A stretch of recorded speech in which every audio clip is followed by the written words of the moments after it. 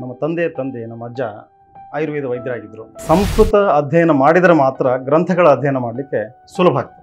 ಅವರು ಮುಂಡ್ರಿಗಿ ಕಾಲೇಜಿನ ಆಯುರ್ವೇದ ಕಾಲೇಜಿನ ವಿದ್ಯಾರ್ಥಿಯಾಗಿದ್ದರು. ಇವತ್ತಿನ ದಿನದಲ್ಲಿ ಸಮಾಜದಲ್ಲಿ ಆಯುರ್ವೇದ ಔಷಧಿಗೆ ರಿಸಲ್ಟ್ ಇಲ್ಲ. ಯಾವ್ಯಾವ ಕಾಲದಲ್ಲಿ ಯಾವ್ಯಾವ ಔಷಧಿಗಳನ್ನು ಸಂಗ್ರಹಿಸಬೇಕು, ಯಾವ ರೀತಿ ಸಂಗ್ರಹಿಸಬೇಕು, ಅದಕ್ಕೆಲ್ಲ ಮೆಥಡ್ಸ್ ಅನ್ನ ಋಷಿಮುನಿಗಳು ಬರೆದಿದ್ದಾರೆ. ಅಲೋಪತಿಯನ್ನು ಪೂರ್ತಿ ಓದಲಿಲ್ಲ, ಆಯುರ್ವೇದನೂ ಪೂರ್ತಿ ಓದಲಿಲ್ಲ. ಆಯುರ್ವೇದ ವೈದ್ಯನ ಸಂಪೂರ್ಣ ಆಯುರ್ವೇದ ವೈದ್ಯ ಅಂತ ಹೇಳ್ಕೊಳ್ಳಿಕ್ಕೂ ಅಸಮಾಧಾನ.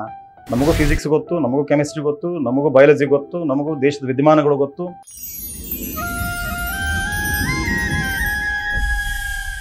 ದೇಶದಲ್ಲಿ ಹಲವಾರು ಆಯುರ್ವೇದಿಕ್ ಮೆಡಿಕಲ್ ಕಾಲೇಜ್ಗಳನ್ನ ನೋಡಿದ್ದೀವಿ, ಆಯುರ್ವೇದಿಕ್ ಸೆಂಟರ್ಗಳನ್ನ ನೋಡಿದ್ದೀವಿ. ಆದ್ರೆ ಕೊಪ್ಪಳದಲ್ಲಿರುವಂತಹ ಅಗಸ್ತ್ಯ ಆಯುರ್ವೇದ ಮೆಡಿಕಲ್ ಕಾಲೇಜ್ನಲ್ಲಿ ಸಂಶೋಧನೆಗೆ ಹೆಚ್ಚು ಒತ್ತು ಕೊಡಲಾಗಿದೆ. ಎಲ್ಲಿ ಇನ್ ಕೇಸ್ ಎಲ್ಲಾದ್ರೂ ನಮಗೇನಾದ್ರೂ ಸಮಸ್ಯೆ ಆಯ್ತು, ಬೇರೆ ಎಲ್ಲೂ ಸಮಸ್ಯೆಗಳಿಗೆ ಪರಿಹಾರ ಸಿಗ್ಲಿಲ್ಲ ಅಂತ ಹೇಳಿದ್ರೆ ಹಲವು ರೋಗಿಗಳಿಗೆ ಇಲ್ಲಿ ಪರಿಹಾರ ಸಿಕ್ಕಿದೆ. ಈ ಪರಿಹಾರ ಕೊಟ್ಟಂತಹ ಕಾಲೇಜ್ನ ಚೇರ್ಮನ್ ಡಾಕ್ಟರ್ ಸಂಗಮೇಶ್ ಹಿರೇಮಠ ಅವರು ನಮ್ಮ ಜೊತೆಗಿದ್ದಾರೆ. ಬನ್ನಿ ಅವ್ರನ್ನ ಸ್ವಾಗತಿಸೋಣ. ಇದರ ಪ್ರಾರಂಭಿಕ ಹಂತಗಳು ಯಾವ ರೀತಿ ಇತ್ತು, ಈ ಕಾಲೇಜ್ ಯಾವ ರೀತಿ ಸಂಶೋಧನೆಗಳನ್ನ ಮಾಡ್ತಾ ಇದೆ ತಿಳ್ಕೊಳ್ತಾ ಹೋಗೋಣ. ಸರ್ ನಮಸ್ತೆ. ನಮಸ್ಕಾರ. ಸರ್, ಸಂಶೋಧನೆ, ಅದರಲ್ಲೂ ಆಯುರ್ವೇದಿಕ್ ಸಂಶೋಧನೆ ಈಗಿನ ಕಾಲದಲ್ಲಿ ತುಂಬಾ ಮಹತ್ವದ ಸ್ಥಾನವನ್ನ ಪಡೆದಿದೆ. ಆ ಒಂದು ಮಹತ್ವದ ಸ್ಥಾನವನ್ನ ನಿಮ್ಮ ಒಂದು ಕಾಲೇಜ್ ನಲ್ಲಿ ಮಾಡ್ತಾ ಇದ್ದೀರಾ. ಯಾವಾಗ ಇದು ಪ್ರಾರಂಭ ಆಯಿತು? ಮೇಡಮ್, ಮೂಲತಃ ನಾನೊಬ್ಬ ಆಯುರ್ವೇದ ವೈದ್ಯ.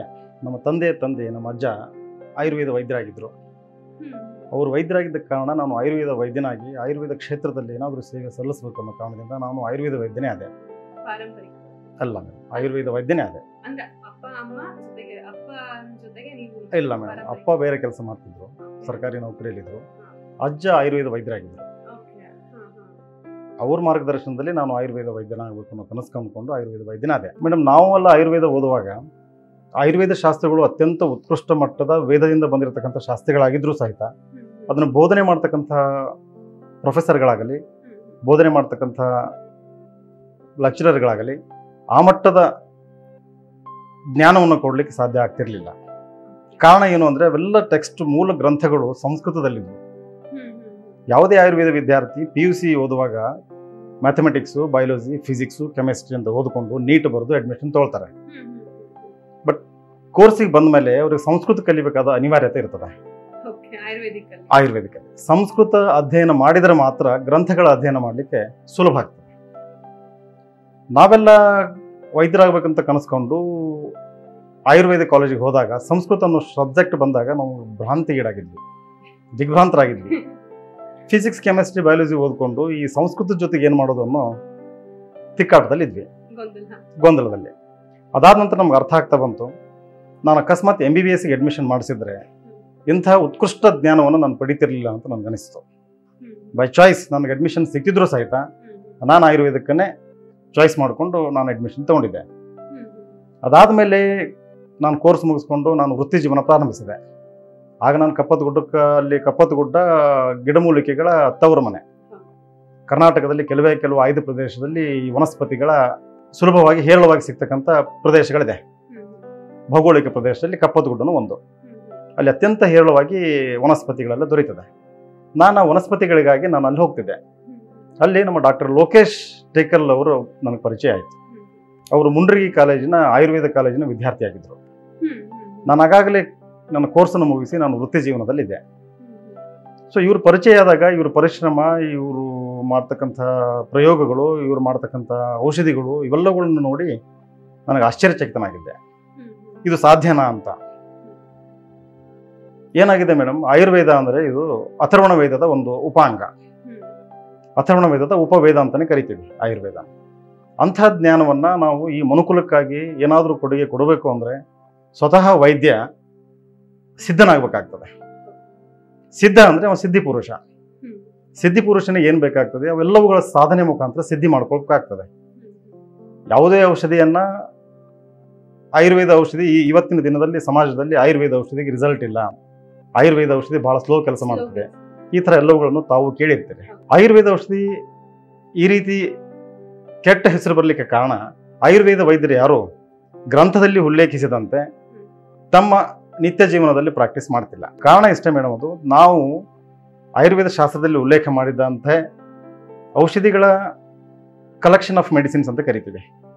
ಯಾವ್ಯಾವ ಕಾಲದಲ್ಲಿ ಯಾವ್ಯಾವ ಔಷಧಿಗಳನ್ನು ಸಂಗ್ರಹಿಸಬೇಕು, ಯಾವ ರೀತಿ ಸಂಗ್ರಹಿಸಬೇಕು, ಅದಕ್ಕೆಲ್ಲ ಮೆಥಡ್ಸನ್ನು ಋಷಿಮುನಿಗಳು ಬರೆದಿದ್ದಾರೆ ಶಾಸ್ತ್ರದಲ್ಲಿ.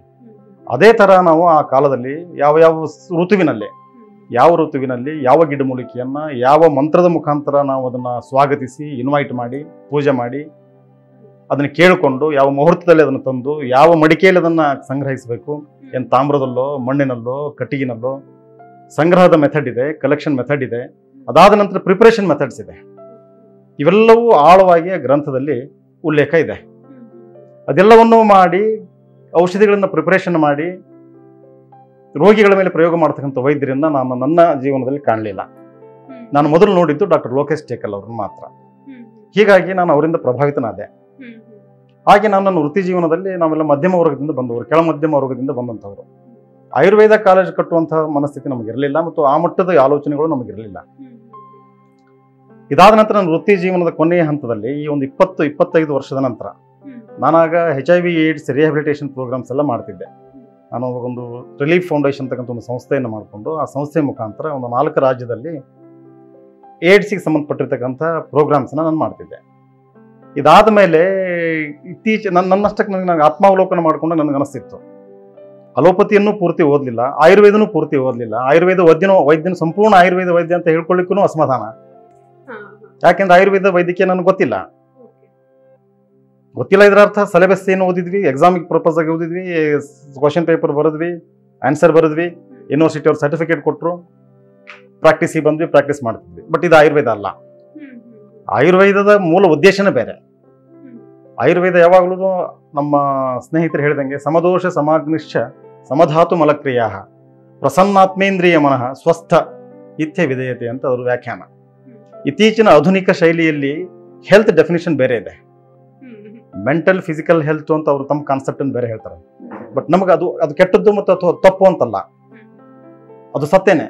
ಆದರೂ ಸಹಿತ ನಮ್ಮ ಋಷಿಮುನಿಗಳು ಹೇಳಿರ್ತಕ್ಕಂಥ ಈ ವ್ಯಾಖ್ಯಾನ ಇದನ್ನ ಸಮಾಜಕ್ಕೆ ನಾವು ಕೊಡುಗೆಯಾಗಿ ಕೊಡಬೇಕು, ಸಮಾಜದ ಎಲ್ಲ ವರ್ಗದ ಜನಗಳನ್ನ ನಾವು ಸ್ವಸ್ಥ ರೀತಿಯಿಂದ ನೋಡಬೇಕು ಅನ್ನೋದಾದ್ರೆ ಆಯುರ್ವೇದ ಸಂಪೂರ್ಣವಾಗಿ ಸಮಾಜದಲ್ಲಿ ನಾವು ಅದನ್ನ ಅಳವಡಿಸಿಕೊಂಡ್ರೆ ಮಾತ್ರ ಸಾಧ್ಯ ಇದೆ.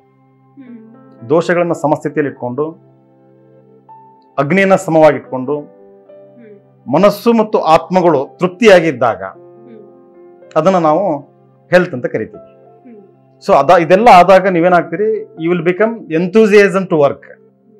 ನೀವು ದಿನಾಲೂ ಬೆಳಿಗ್ಗೆ ಎದ್ದಾಗ ನೀವು ಕೆಲಸ ಮಾಡ್ಲಿಕ್ಕೆ ನಿಮ್ಗೆ ಹುರುಪಿರ್ಬೇಕು, ಕೆಲಸ ಮಾಡ್ಲಿಕ್ಕೆ ನಿಮ್ಗೆ ಮನಸ್ಸಿರ್ಬೇಕು, ಆಕ್ಟಿವ್ ಆಗಿರ್ಬೇಕು. ಅದು ಹೆಲ್ತ್.